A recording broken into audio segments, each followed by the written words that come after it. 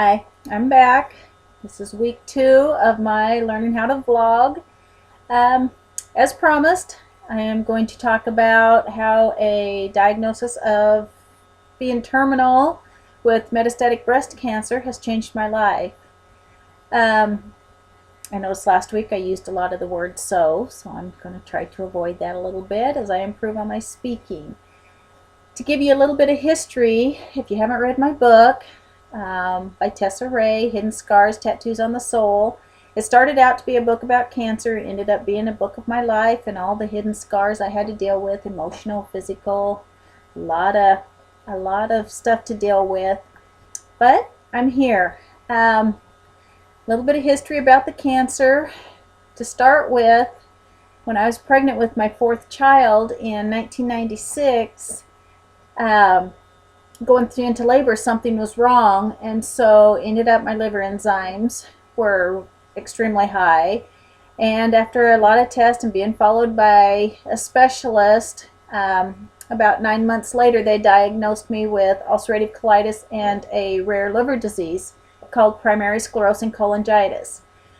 Walter Payton was diagnosed at the same time, except mine was in stage 1 and his was very severe, and we lost him.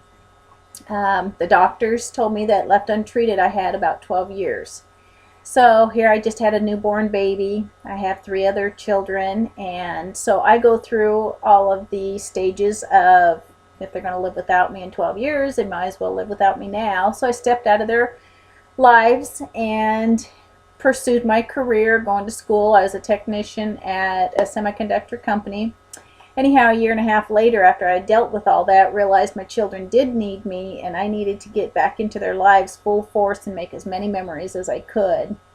My husband at the time was dealing with his own struggles, and our family was held together by a thread. I did not walk with the Lord at the time.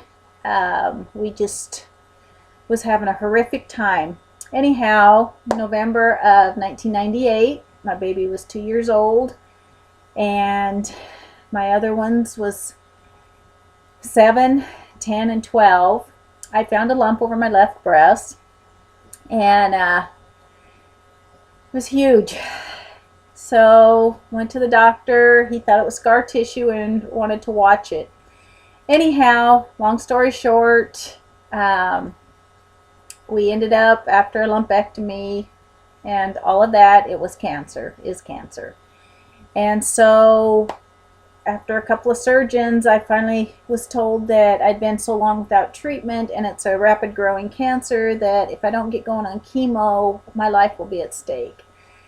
So I started chemo, which is huge when you're raising babies and trying to work 12-hour shifts and have a husband that has issues. Anyhow, a church stepped up and decided to feed our family for 3 months. Every single night they showed up with homemade food, flowers for me, homemade hats, cards, inspirational quotes. They prayed for us, and they just hung on tight, which I needed.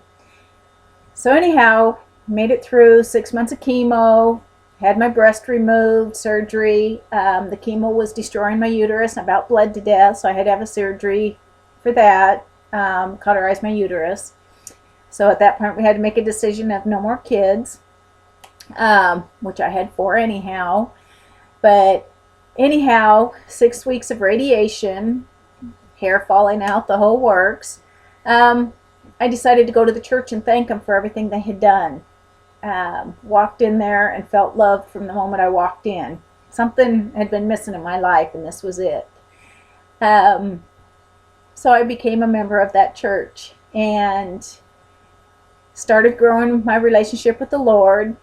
And in the spring of 2001, while I was coaching my daughter's basketball, little girls basketball, I was having troubles even leaning down picking up a basketball. My lower back hurt so bad that I could hardly get back up. The kids bought me a bicycle for Mother's Day, and I couldn't pedal uphill. There was no strength. When I would try to push on the pedal, I couldn't make the bike move. So anyhow, I started going to a chiropractor thinking that that was all it was, but I was leaving there shortly after I was leaving there in pain, crying from pain. Went and seen my oncologist, which did a bone scan, and everything came back normal. There was nothing there, but I was hurting so bad in my lower back. I went to my radiation doctor, and she had him do an MRI of the lower back, and they called next day and said it looked like the breast cancer had metastasized to my lower back, my L3, and that I also had a compression fracture there. I had to go in and do a bone biopsy, and of course they said the breast cancer cells were in the bone. So we did 6 weeks of radiation on that spot. About 6 months later, this would be the summer of 2001, or no, this would be January of 2002. I was having troubles again. So they did MRIs of that spot and realized the cancer was now above and below the L3 and in the sciatica on the left side. So they decided, since it's growing rapidly again, that I also needed to do chemo again. 6 months of chemo, another 6 weeks of radiation on that spot, those two spots above and below, and finished that. And a month later, I was having troubles walking. I was sitting in a chair and couldn't get up and unfold to stand upright without hurting. When I walked, I had to hold the wall.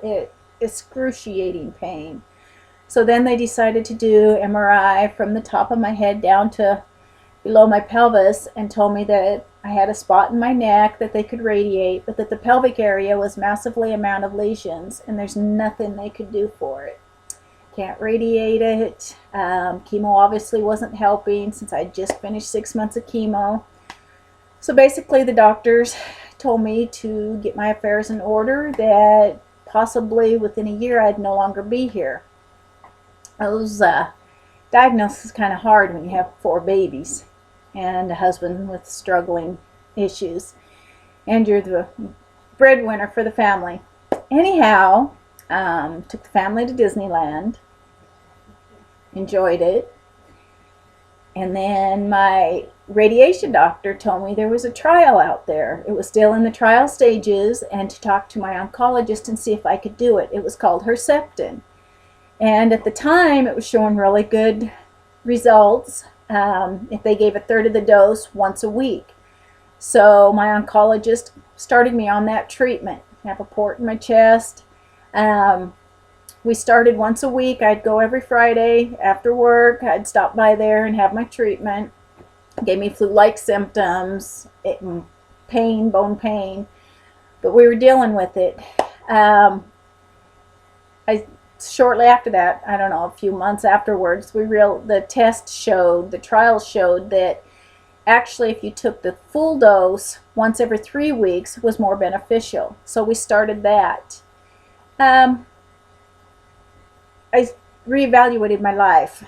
My kids, priority. Wanted to make memories, spend time with them. Of course, financial. If I had the money, I'd spend it to make memories. I wasn't going to be around very long, so I lived for the moment. That was 15 and a half years ago. I woke up this last year and realized my last baby is going to graduate this year. I was told I'd never see any of them grow up. Here, he's going to graduate. So I'm here 15 and a half years later, still fighting. The cancer lesions are throughout my body, but they're not growing right now. Been doing this treatment 12 and a half years. I will continue it as long as I can. Insurance is helping me right now. The treatments is $9,000 a treatment, and that makes it a little rough because sooner or later I fear that insurance isn't going to cover it. It's also been known now that it hurts my heart. My heart's been damaged from the original chemo, the original radiation, and now this treatment I do every 3 weeks, as I talked last week.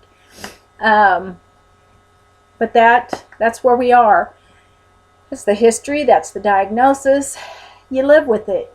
You make goals, you make a bucket list, you enjoy life, you enjoy your family. Through all of this, my kids have persevered. My oldest has put himself through college and is a school teacher. I'm so proud of him. Next one, he struggled with life, but he is a Marine. He will be getting out of that this year, and he's married, and they are pursuing their life together. Very proud of him. My daughter has my 2 grandbabies. She's married to an Army National Guard, and they are just doing wonderful. So proud of her. And my son-in-law. And of course, my baby. He's a high schooler right now, trying to figure out what he wants to do with life. But they all know God. I pray for him all the time. I have learned that the Lord provides. He takes care of us. He loves us. And so here I am talking to you. I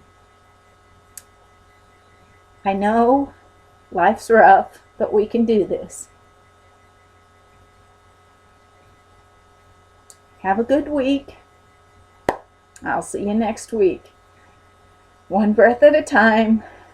Love the life you have. Love the family you're given. And be thankful.